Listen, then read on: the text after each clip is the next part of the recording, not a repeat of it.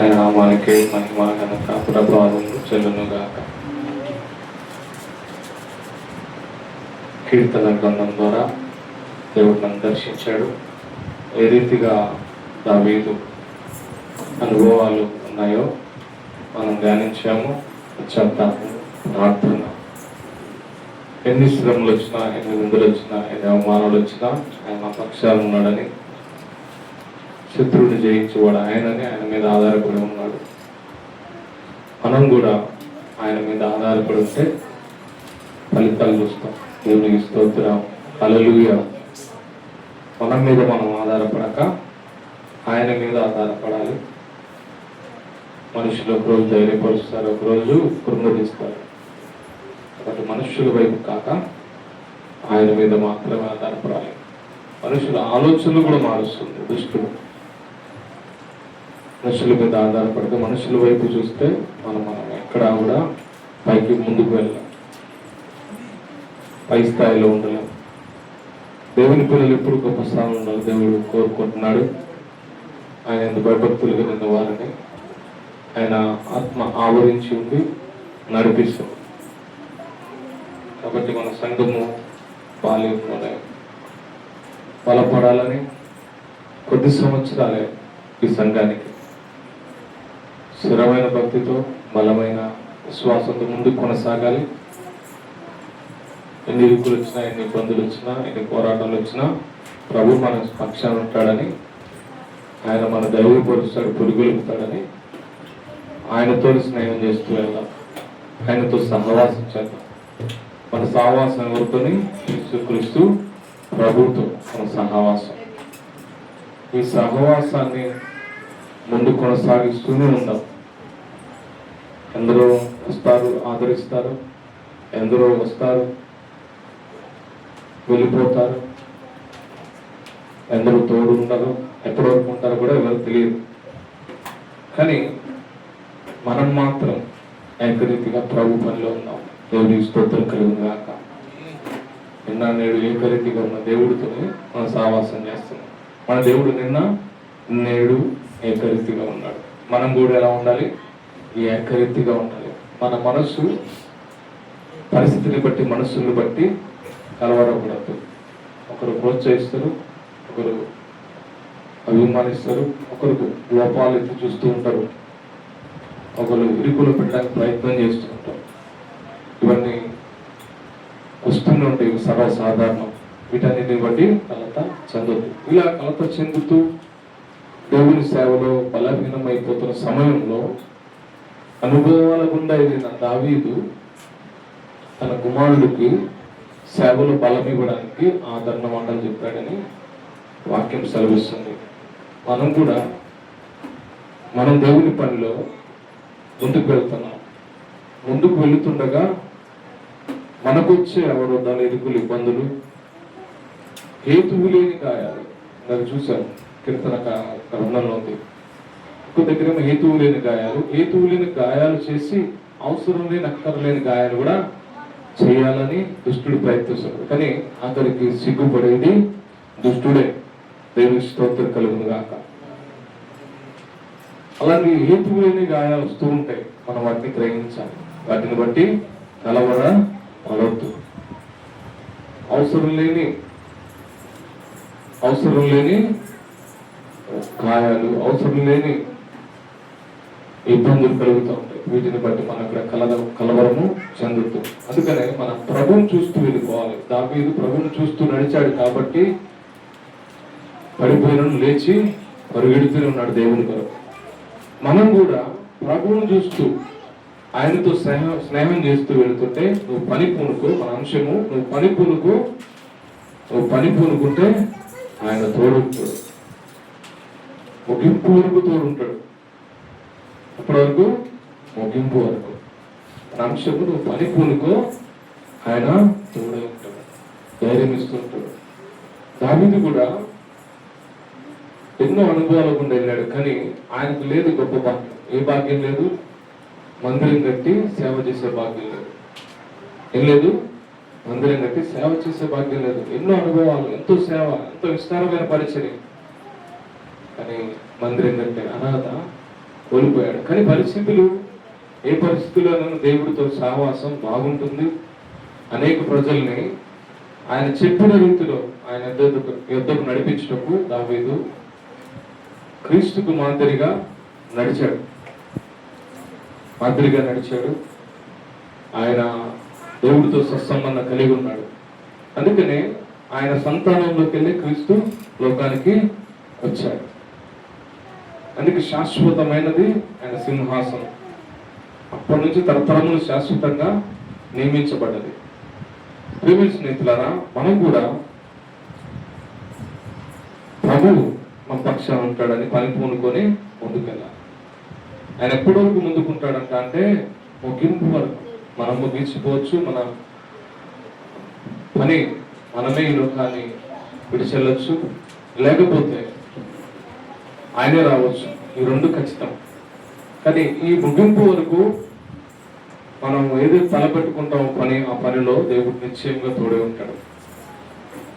ఇవన్నీ ఎన్ని వ్యతిరేకతలు, ఎన్ని ఇరుకులు, ఎన్ని ఇబ్బందులు, ఎన్ని ఇక్కట్లు వచ్చినా మనం వెనకడుగు వేయద్దు దేవుని పనిలో. ఎందుకంటే దావీదు తర్వాత ఆయన పనినిచ్చింది ఆయన కుమారుడికి సొలొమోనుకి ఇచ్చాడు. పనిని, ఏ పనిని? దేవుని పనిని, మందిరం కట్టే పనిని, మందిర సేవ పనిని ఎవరికి ఇచ్చాడు? దావీదు తర్వాత తన కుమారుడికి ఇచ్చాడు. దావీదు కట్టలేకపోయాడు, కానీ తన కుమారుడు కట్టాడు. ఆయన అనుభవాలు మనకు సరే జ్ఞాపకం చేసుకుందాం. మొదటి దినవృత్తాంతములు 28:20.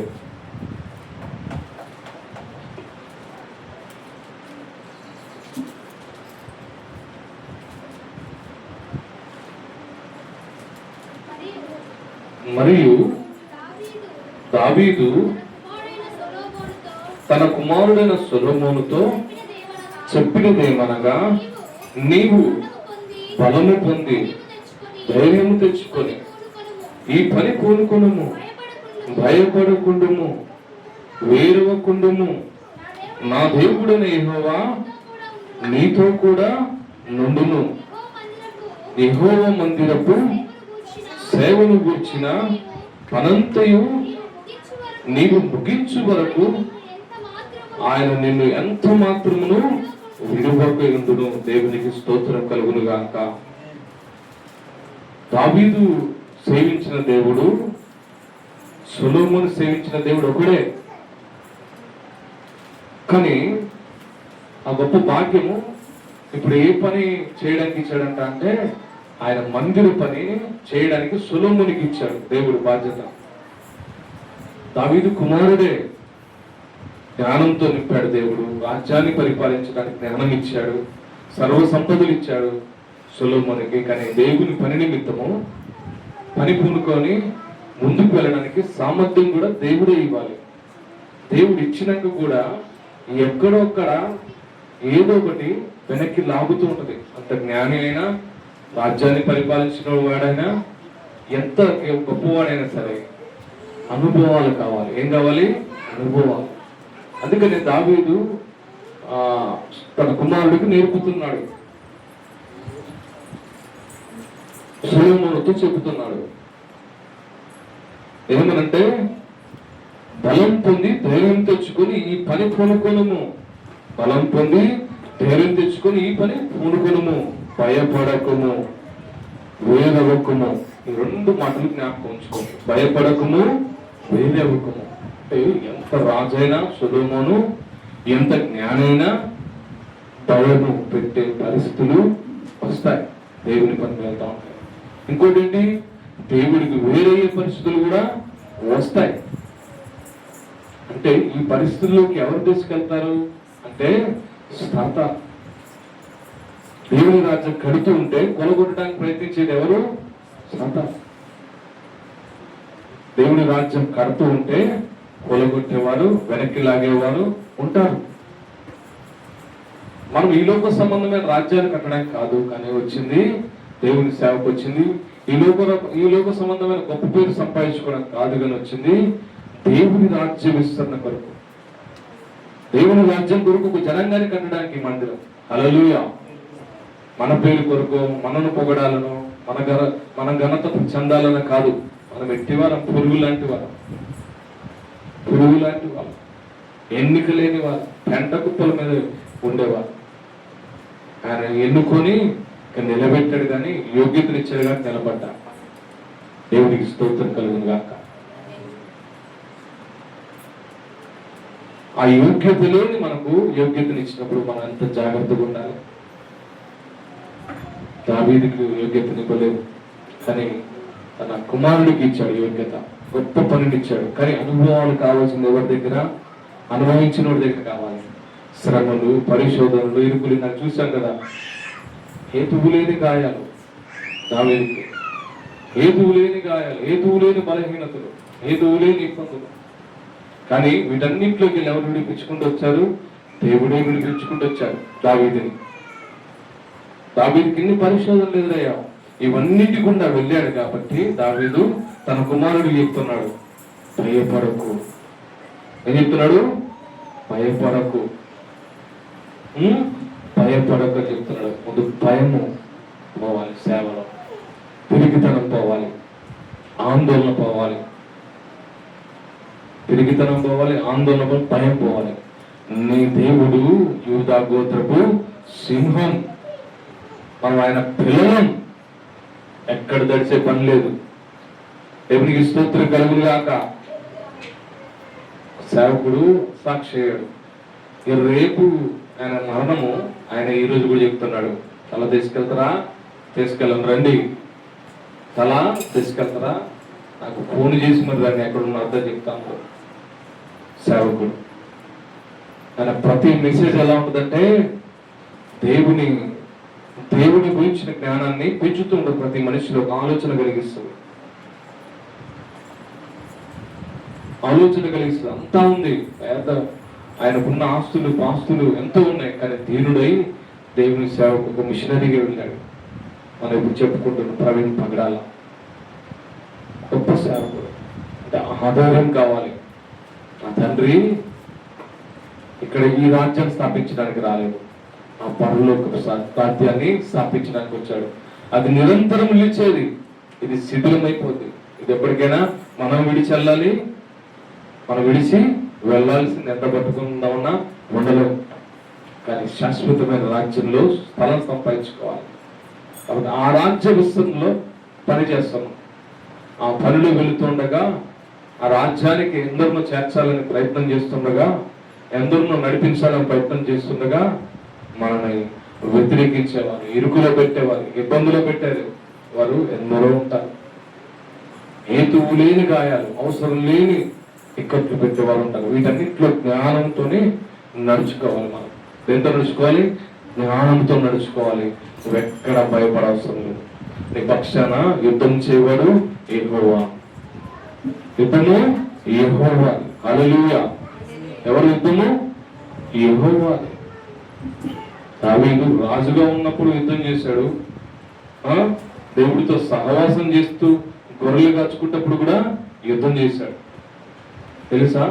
దావీదు యుద్ధం చేయడము, రాజుగా నువ్వు రాజుగా నేను నియమిస్తా, ఈ కోటని ఇస్తా, ఈ రాణిని ఇస్తా అని యుద్ధానికి ఆయన పిలిస్తే, యుద్ధానికి వెళ్ళు గొలియాత్ మీద కంటే, అప్పుడు యుద్ధానికి వెళ్ళాడు.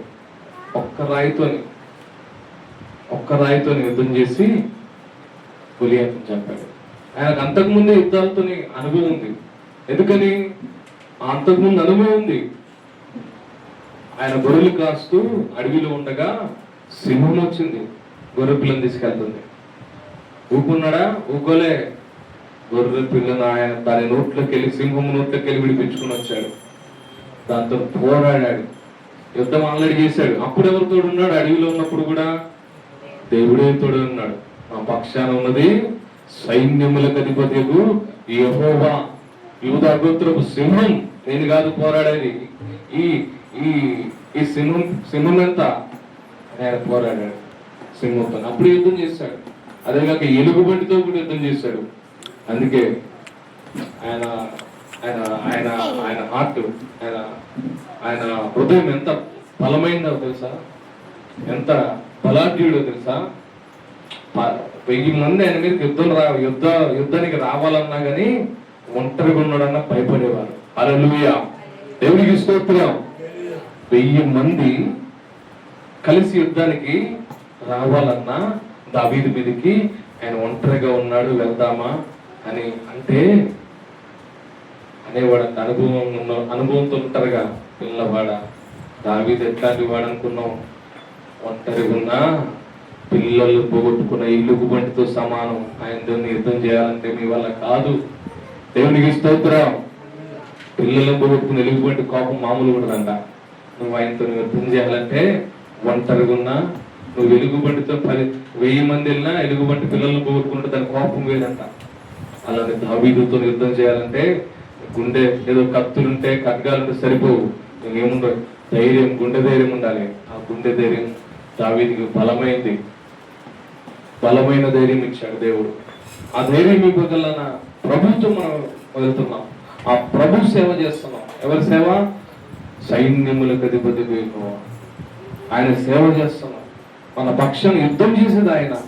కాబట్టి ప్రియమైన స్నేహితులారా, భయపడొద్దు. నువ్వు ఏం పడొద్దు? భయపడొద్దు. సేవలో ఎక్కడ కలత చెందొద్దు, కృంగిపోవద్దు. ఎన్నో మాటలు, ఎన్నో కలవరాలు, ఎన్నో ఇబ్బందులు, ఎన్నో ఆలోచనలు వస్తూ ఉంటాయి. వీటేంటిని పట్టించుకోకు. ఒకటే, నువ్వు గురి పెట్టుకో అంతే. నీ గురి ఏంటి? నీ పరుగు ఏంటి? నీ పరుగు ఎక్కడికి వెళ్తుంది? నీ గురి ఏంటి? నీ గోరేంటి? నీకు అన్నాడు పౌలు, నేను ఒక గురి పెట్టుకొని నడుస్తున్నా. గురి పెట్టుకొని నడుస్తున్నా.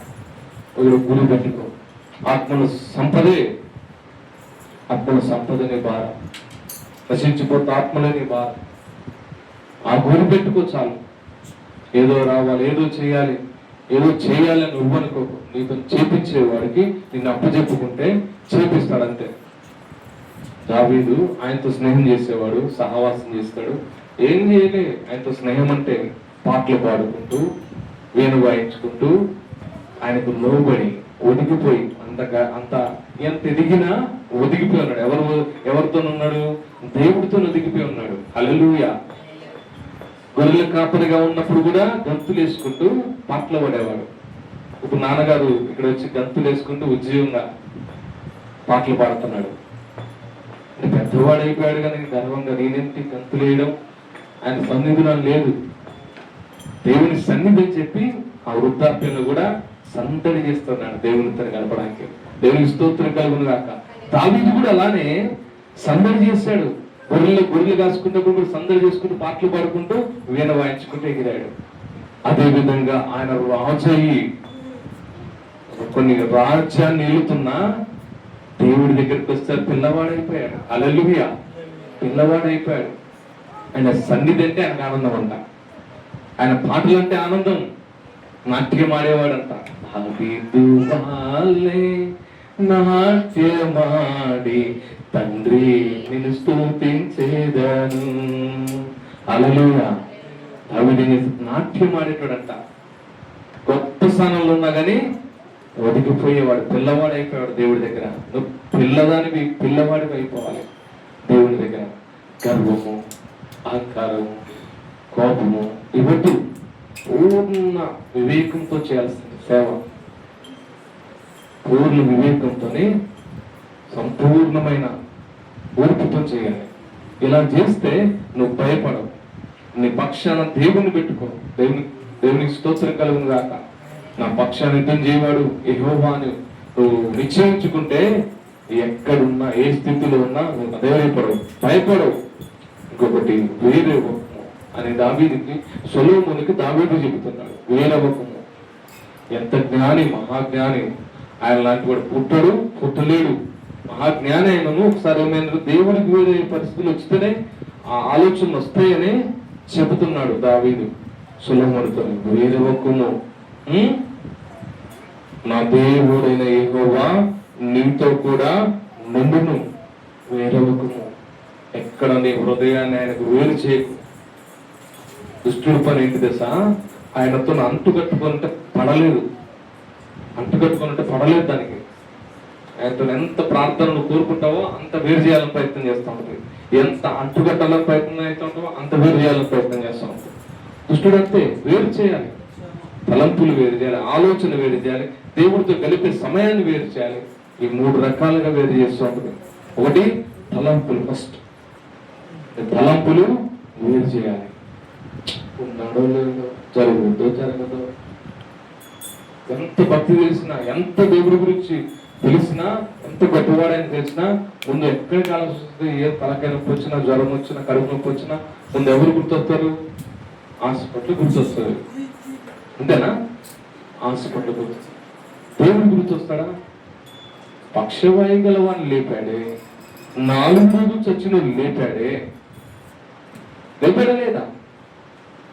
4 రోజులు సమాధిలో ఉన్న వాళ్ళు లేపాడా? లాజర్ని లేదా? లేపాడే. యాయూరు కుమార్తెను ముట్టాడే. శతాధిపతి దాసుని మాటతో, ఒక మాటే, పోయి ముట్టలేదు కూడా, ఒక మాటతో చచ్చిన వాడిని లేపాడే. ఇవన్నీ మనకు తెలుసు. కానీ మన దగ్గరికి వెళ్ళిపోతే మన భక్తి జరుగుతుందా లేదు. ఇప్పుడు మన శక్తి మీద ఆధారపడతాం. నీ శక్తి మీద కదా ఆధారపడాల్సింది, నీ ఆలోచన మీద కదా ఆధారపడాల్సింది. దేవుడి మీద ఆధారపడి ఆయన దగ్గరికి వెళితే, ఆయనతో నువ్వు సహవాసం గడిపితే, ఆయన ముట్టాలని నువ్వు అడిగితే ముడతాడు. ఆయన ముట్టాలని అడగమ్మా. ఏ డాక్టర్ హస్తం మంచిదో, ఎవరు మంచి హస్తం ఇస్తారో ఆ హస్తాన్ని గురించి ఆలోచిస్తారు. మనుషుల వైపు ఆలోచిస్తారు. ఎవరిని ఆశ్రయిస్తే తొందరగా మన పని అయిందో అని ఆలోచిస్తారు. ఈ ఆలోచన కాదు. దేవుడికి ఆనుకో, దేవుడితో గడుపు, దేవుడి సన్నిధిలోకి వెళ్ళు. ఆయన సర్వశక్తి గల దేవుడు. ఆయన దగ్గర ఏదైనా అసాధ్యమా? నీ హృదయాన్ని వేరు చేసుకోకు. సర్వశక్తి గల దేవుడు నీకు ఉండగా నీకెందుకు? ఆయనకి ఏదైనా సాధ్యం. ఆయనకు అసాధ్యమైనది ఉందా? ఏది లేదు. భూమిని, ఆకాశంలో భూమిలో ఉన్న వాటిని అన్నిటినీ మాట చొప్పున, ఒక్క మాట చొప్పున కలిగించిన వాడే. ఎంత గొప్ప దేవుడు కలిగి ఉన్న నీవు ధన్యురాలు. కానీ నువ్వు వేరైపోవడానికి ఆలోచన వస్తూ ఉంటుంది. అయితో ఉన్నాడో లేవుడో, జరుగుద్దో జరగదు, ఈ ఆలోచన. మళ్ళీ పాత జీవితపు ఆలోచనలు, ఇక్కడ ఒప్పుకొని విడిచిపెట్టావుగా, నీకెందుకు వాటితో స్నేహం? నీ బాల్య పాపంలో కూడా నేను క్షమించేశాను అన్నాడే. నాకు చెప్పాడు కదా, బాల్య పాపంలో కూడా క్షమించాను అన్నాడే. నేను జ్ఞాపకం చేసుకొని తూర్పు నుంచి పడమటకు ఎంత దూరం చేశాను అంత దూరం చేస్తానన్నాడే. నువ్వెందుకు జ్ఞాపకం చేసుకుంటావు? నువ్వెందుకు మళ్ళీ పాత ఆలోచనకి వెళ్ళిపోతావు? నా పాత జీవితంలోకి ఎందరో అట్లా వెళ్ళిపోతున్నారు. నిన్ననే ఒక సాక్ష్యం అన్నా. ఏదో చిన్న కలత సంఘంలో చిన్న కలత వచ్చిన సంఘాన్ని విడిచిపెట్టి వెళ్ళిపోయాడు. సరే, వెళ్ళిపోయి ఇంకో సంఘంలో చేరాడు కాదు, దేవుణ్ణి వదిలేసి వెళ్ళిపోయాడట. చిన్న కలతకి, చిన్న గొడవకి. అసలు దేవుడి మీద నీకు దేవుడు అంటే రుచే తెలియదు, దేవుడు అంటే నీకు అనుభవమే తెలియదు. అందుకనే వదిలేసి వెళ్ళిపోయాడు. ఆయన నువ్వు రుచి చూస్తే వదిలిపెట్టవు, రుచి చూడలేదు కాబట్టి వదిలిపెట్టేశావు. నువ్వు పెట్టుకుంది ఎవరితోనే? అక్కడ సంఘం సేవకులతోనే, పెద్దలతో పెట్టుకున్నావు. నువ్వు విడిపోవాల్సింది ఎవరితోనే? వాళ్ళతో విడిపో. కానీ దేవుడితో ఎందుకు విడిపోవాలి నువ్వు? బంధం దేవుడినే వదిలేసాడట. నిన్న సంఘంలోకి వెళ్ళినప్పుడు యవనస్తుడు సేవకుడు చెప్తున్నా, వారి గురించి ఎంతో బాధపడుతున్నారు. ఉదయం వేదన కంటే వేరైపోయారు. దేవునికి వేరైపోయారు, సంఘానికి కాదు, దేవునికి వేరైపోయే పరిస్థితులు వచ్చినాయి. ఎందుకు మనుషులు ఇలా వెళ్ళిపోతున్నారంటే రుచి తెలవక. రుచి చూస్తే వదులుకో, రుచి తెలవక, ఆయన గురించి, ఆయన సామర్థ్యం ఏంటో తెలియక ప్రేమించిన. ఆయన సామర్థ్యం తెలిస్తే వదలవు. నీ పక్షాన ఉన్నవాడు మామూలు వాడు కాదు, నీ పక్షాన్ని యుద్ధం చేయవాడు మామూలు వాడు కాదు. కాబట్టి వేరవద్దు, నీ హృదయం వేరవద్దు, నువ్వు వేరవద్దు. ఆయన అంటు కట్టుకొని ఉండాలి. ఇప్పుడు ద్రాక్ష చెట్టుకి తీగలు అంటు కట్టుకుంటే ఫలిస్తాయి, అంటు కడితేనే ఫలిస్తాయి. వేరుగా తీసి పక్కన పడి ఫలిస్తాయా? ఫలించవు, ఎండిపోతాయి, పనికిరావు. కాసేపు పచ్చగుంటాయి, కాసేపు పడేసినమ్మంటే ఎండిపోవు. కాసేపు పచ్చగుంటది, కాసేపు కొంత ఇంకో రోజు ఉంటుంది పచ్చగా, ఇంకో రోజు ఉంటుంది, 3వ రోజుకి ఎండిపోతుంది. దేవుడికి వేరైన జీవితాలు అలా ఎండిపోతాయి. ఆత్మీయ స్థితిలో వెళ్ళిపోతావు. నీకున్న డబ్బు అందము, పైకి అందంగా ఉండొచ్చు, పైన డబ్బు ఎంతైనా ఉండొచ్చు. నీ స్థితి ఎంతైనా ఉండొచ్చు, పై వాటి కాదు, లోపల ఆత్మ ఎండిపోతుంది. ఏమెండిపోతుంది? ఆత్మీయ స్థితి ఎండిపోతుంది. ఆత్మ నీకు దూరం అవుతుంది, ఎండిన ఎడారిగా అవుతుంది. పైకి ఎంతో ఉందనుకుంటావు, లోపల ఏముండదు. భయము, బెదురు, ఆందోళన, ఇంకా లేనిపోనివన్నీ కూర్చుంటాయి. నువ్వు ఎప్పుడైతే భయాన్ని పెట్టుకుంటావో, ఆందోళన పెట్టుకుని వేరైపోతావు, వేరవచ్చు దేవునికి వేరైతే మనమంతా మన స్థితి అంతా మారిపోతుంటది. మన స్థితి మొదటి స్థితి కన్నా దారుణం అయిపోతుంటది. కాబట్టి వేరయ్యే ఆలోచన ఉండద్దు దేవుని సేవలో. ఆ తలంపే రావద్దు. ఏదేమైనాను మనం ఎప్పుడు ఆయనతో అంటుకట్టుబడి ఉండాలి. ఆయనకు వేరే మనం ఏమీ చేయలేం.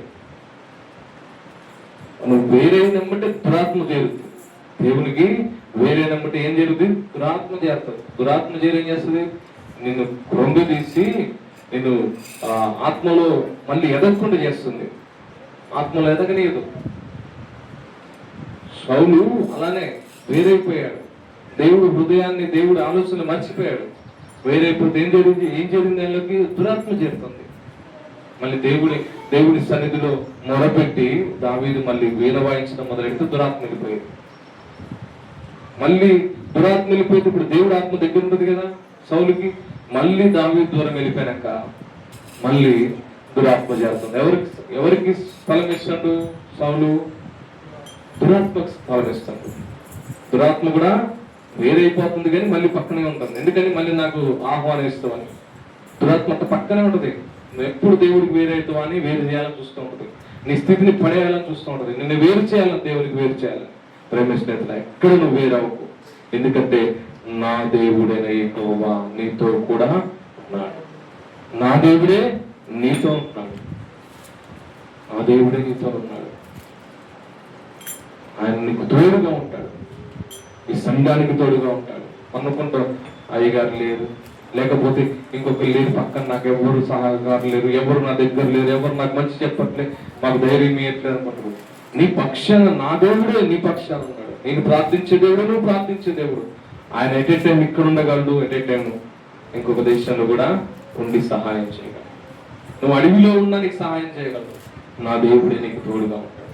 కొన్ని అక్కడ వరకే పరిమితం ఉంటాయి. కులానికి మాత్రమే పరిమితం, గ్రామానికి మాత్రమే పరిమితం, ఊరికి మాత్రమే పరిమితం ఉంటాయి. నా దేవుడు అట్లా కాదు. ఆయన ఒక కులానికో, ఒక వర్గానికో, ఒక ప్రాంతానికి పరిమితం కాదు. సర్వ సృష్టికి కారణభూతుడు, క్రియేటర్. ఆయన అన్ని వేళల్లో అందరి దగ్గర ఉండగలిగిన వాడు. అడిగిన వారికి అన్నిటిని చేర్చుకొని వారికి సహాయం చేసేవాడు. నువ్వు నిజముగా మొరపెట్టు, నువ్వు నిజముగా మొరపెట్టు చూడు. నువ్వు అడవిలో ఉండి మోకాళ్ళ మీద బదులిస్తాడు.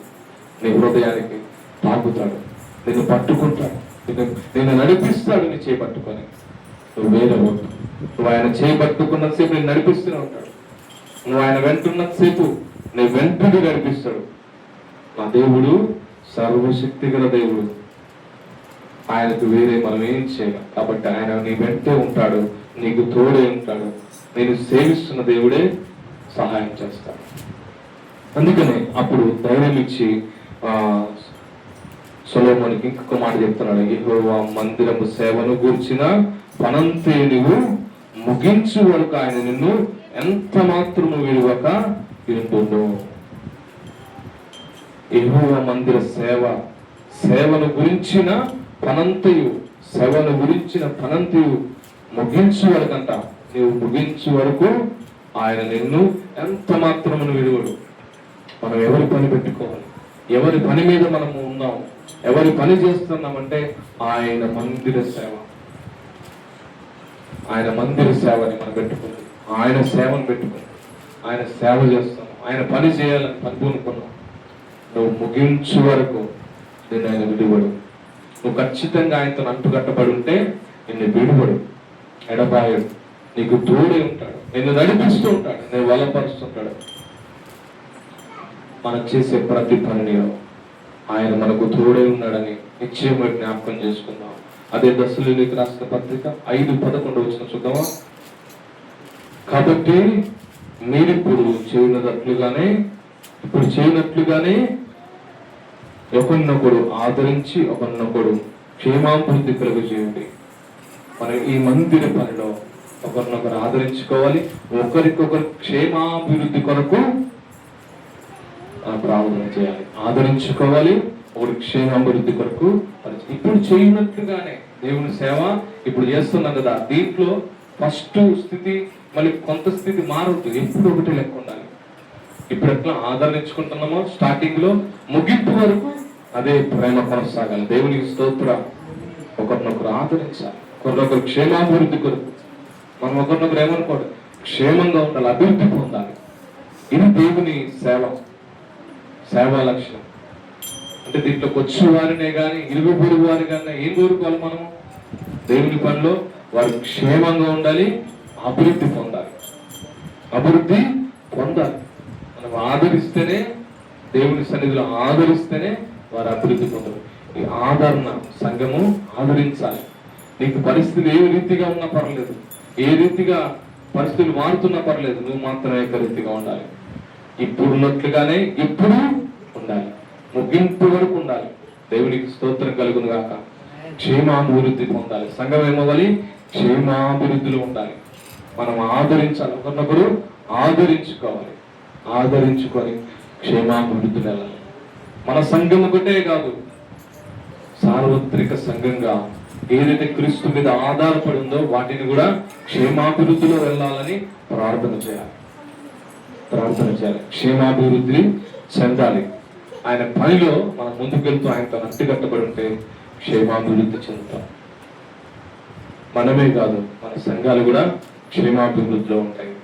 ఇంకొకటి పౌలు తిమోతికి చెప్తున్న కొన్ని మాటలు కూడా ధైర్యం పొందుకుంటాం. ఒకసారి చూద్దాం.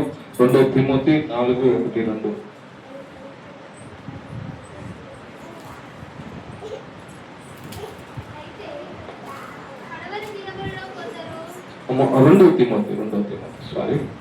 రెండవ తిమోతి 4:1-2.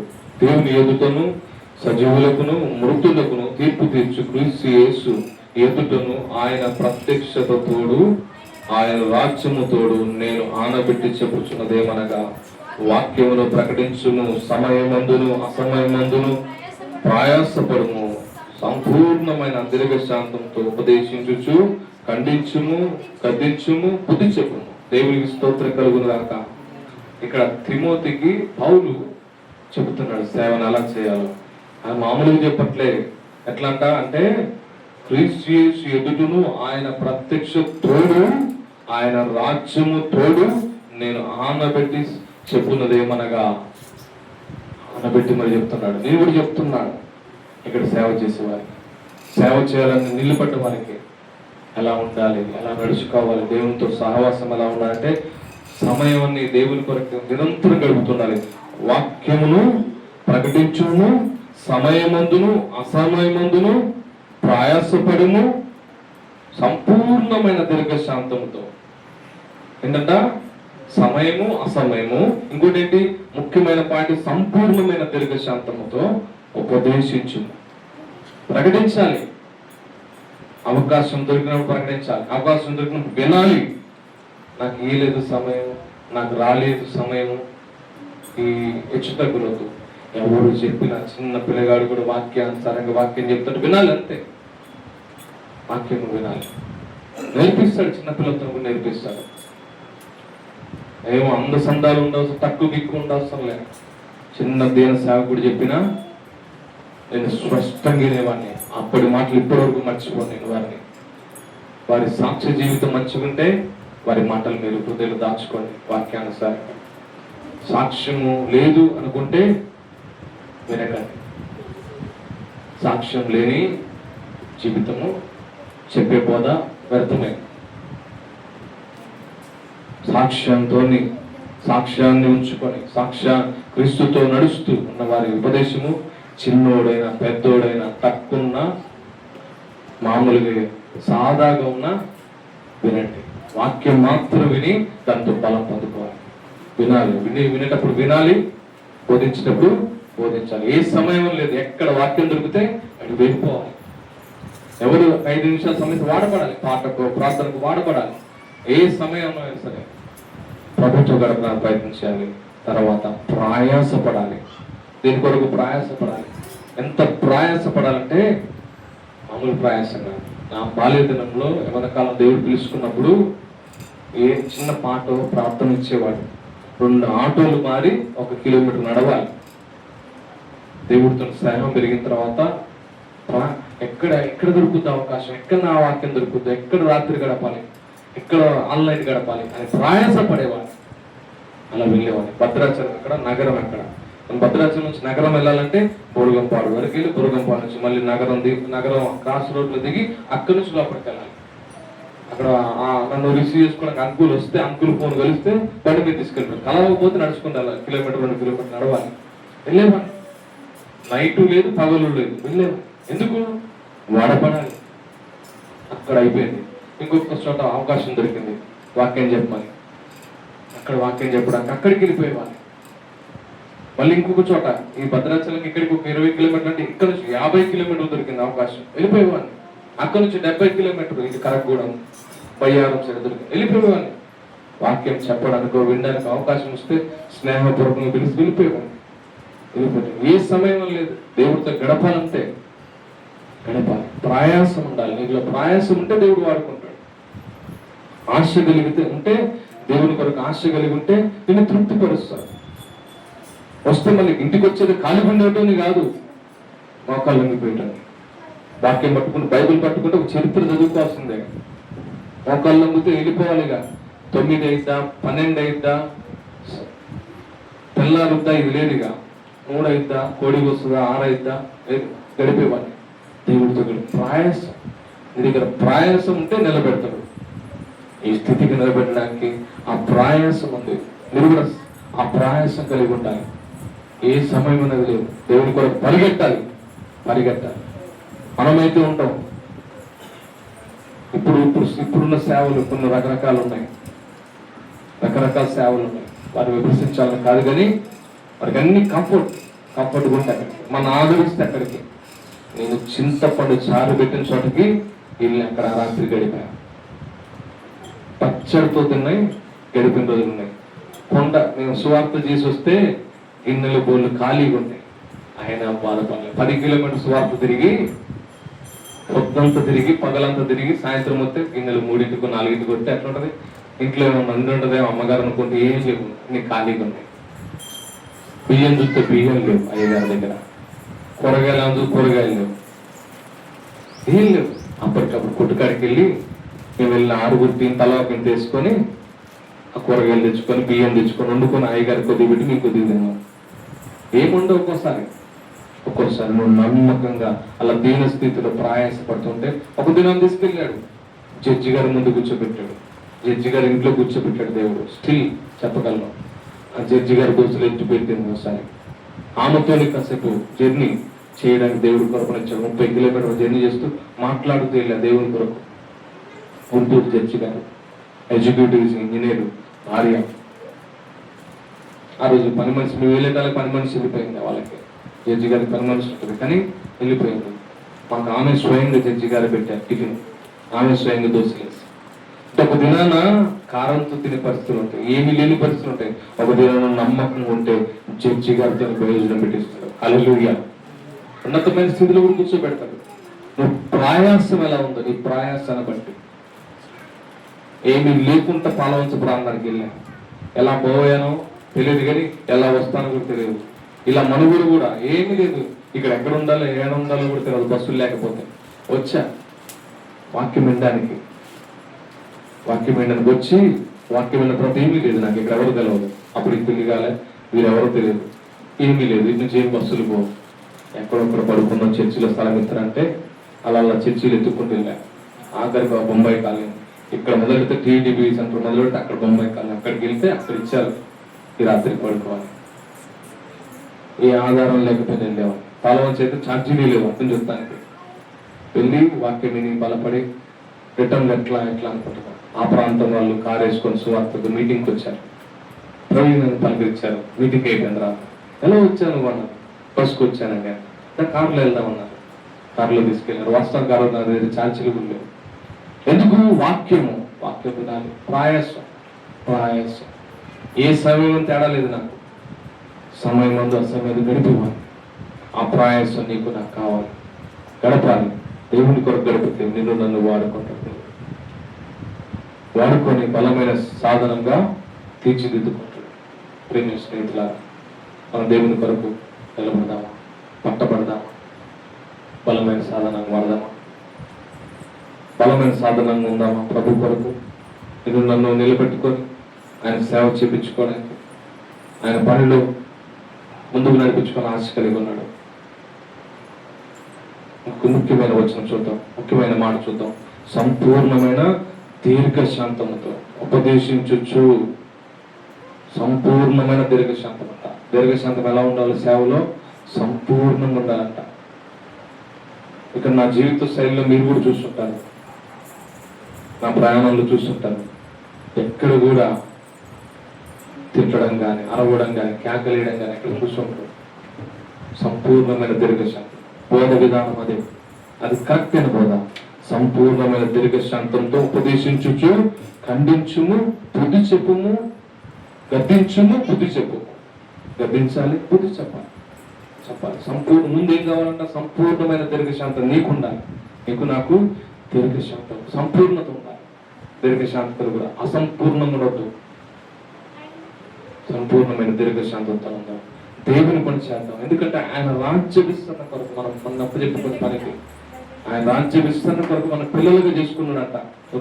రోమీలకు రాసిన పత్రికలు 8:15 ఉంటది. మనము పిల్లలమైతే వారసులం, అనగా దేవుని వారసులు, క్రీస్తు కూడా మహిమ పొందుటకు ఆయనతో శ్రమపడిన ఎడల క్రీస్తు వారసులు. ఈ పనిని, రాజ్య విస్తరణ పనిని ఎందుకు ఇచ్చాడమ్మా అంటే, ఈ లోకంలో తండ్రి తదంతరము తన కుమారుడికి అప్పచెప్తాడు బాధ్యతలన్నీ. ఆ కంపెనీ బాధ్యతలన్నీ చూసుకోవాలి బాబు. లేకపోతే ఈ జాబు గవర్నమెంట్ జాబ్ అనుకోండి, తల్లిదండ్రులతో నా జాబు నువ్వే చూసుకోవాలి, లేకపోతే రిటైర్డ్ కాకముందే అప్పచెప్పి వెళ్ళిపోతాను. ఏంటని? తర్వాత సంపూర్తి చేయాలి కొడుకని. అలానే క్రీస్తు ప్రభు ఏ పని నిమిత్తం వచ్చాడు ఈ లోకానికి? నశించిపోయిన దాన్ని వెతికి రక్షించడానికి మనుష్య కుమారుడు లోకానికి వచ్చాడు. ఎందరో నశించిపోతున్నారు, అగ్నిలోకి వెళ్ళిపోతున్నారు. వారిని లాగడానికి నేను నియమించుకున్నాడు. వారిని లాగి దేవుని కొరకు దేవుని మహిమను నిలబెట్టడానికి, వారిని ఒక సంఘంగాను, వారిని ఒక జనాంగంగాను నిలబెట్టడానికి నేను నియమించుకున్నాడు. అందుకని మన పిల్లలమన్నాడు. మనము పిల్లలమైతే వారసులం, అనగా దేవుని వారసులం. వారసులమైతే మన హృదయము ఎలా ఉండాలంటే ఆయన మీద భారం పెట్టుకోవాలి. ఆయన రాజ్య విస్తరణ మీద భారం ఉండాలి. క్రీస్తు ఎలా అయితే శ్రమ పడ్డాడో దాంట్లో మనం పాలిభాగస్తులు అవ్వాలి. కన్నీళ్ళు విడచడంలో, జాగారం చేయడంలో. పౌలు అంటాడు, పౌలు గారి ప్రయాణాలు చూస్తూ ఉంటే నా జీవితంలో నన్ను ఇన్స్పిరేషన్ చేసింది, నన్ను ముందుకు నడిపించింది, నాకు బలమునిచ్చింది. నాకు ఇన్స్పిరేషన్ ఎవరంటే పౌలు. ఆయన 360 రోజులు జాగారాలు, ఆహారం లేని రోజులు, ఓడ ప్రయాణాలు, 2 సార్లు దెబ్బలు తిన్నాడంట. ఒకటి తక్కువ 2 కొరడా దెబ్బలు, ఒకటి తక్కువ 40 దెబ్బలు, 2 సార్లు తిన్నాడు వ్యక్తి. రాళ్లతో కొట్టపడ్డాడు. ఎన్ని రాత్రులు ఉపవాసం ఉండి గడిపాడు, ఎన్ని రాత్రులు దేవుడితో గడిపాడు. 360 రోజులు తిండి తిప్పలేని రోజులు అంట. మనకైతే అన్ని సుఖవంతంగా ఉంటేనే మీటింగ్ ముందు వచ్చి మీటింగ్లో వాక్యం వెళ్ళాలని టైం లేదు. అన్ని కారు ఉండి, లేకపోతే బైకులు ఉండి, అన్ని సదుపాయాలు ఉండి కూడా ఎండ ఎక్కువ ఉంది. ఇప్పుడు ఏం ఓపుకుంది లేదు. ఆనాడు వారైతే, ఇంకా క్రీస్తు సేవలైతే, క్రీస్తు కాలి నడకనే ఎన్ని మైళ్ళు నడిచాడు, ఎన్ని ప్రాంతాలు తిరిగాడు, ఎన్ని హేళన చేస్తూ ఆయన కొట్టడానికి వచ్చారు, రాళ్ళు పెట్టి కొట్టడానికి వచ్చారు, ఆయన హేళన చేశారు, దూషించారు. వీటన్నిటిని పడుకుంటూ శ్రమల్లో ముందుకెళ్ళాడు యేసుక్రీస్తు. అందుకని ఆయన శ్రమల్లో పాలిభాగస్వామి. క్రీస్తు కూడా మహిమ పొందుటకు ఆయనతో కూడా శ్రమపడిన ఎడల మహిమ పొందుటకు. ఆయన ఎట్లయితే మహిమ పొందుతాడో ఆ మహిమలో మనం పొందుకోవాలి. ఆ మహిమలో మనం కూడా నిశ్చయంగా ఉండాలి. మనతో పాటు సంఘాన్ని సిద్ధపరచుకోవాలి. ప్లస్ ఆయనతో పాటు మహిమ పొందుకుందే కాక, ఆయనతో శ్రమ పడిందే కాక, క్రీస్తుడు వారసులమాట. క్రీస్తు ఏ రీతికైతే వారసుడయ్యాడో ఆయన రాజ్యంలో, నిత్య రాజ్యంలో వారసుగా మనకు కూడా ఆ రాజ్య వారసత్వాన్ని దేవుడు నిశ్చయం చేస్తారు. ఆ వారసత్వం పొందుకున్న మనకు ఆయన పిల్లలంగా వారసత్వం తీసుకుంటున్నాం, కానీ ఆయన భారాన్ని, హృదయ భారాన్ని మాత్రం ఉంచుకోవట్లేదు. వారసులమైతే, ఆయన పిల్లలమైతే ఆయన భారాన్ని కూడా తీసుకుందాం. ఆయనలా జీవిద్దాం, శ్రమ పొందుదాం, దేవుని కొరకు, రాజ్య విస్తరణ కొరకు పాటుపడదాం.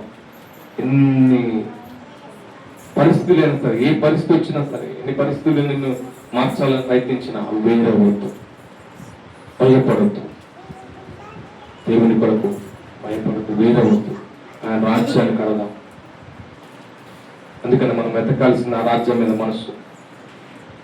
మొదట ఆ రాజ్యాన్ని, నీతిని వెతకాలి. ఆయన రాజ్యాన్ని మీద మాత్రం మనసు ఉన్నట్టు మొత్తం మొదట అదే ఎదుగుతాం.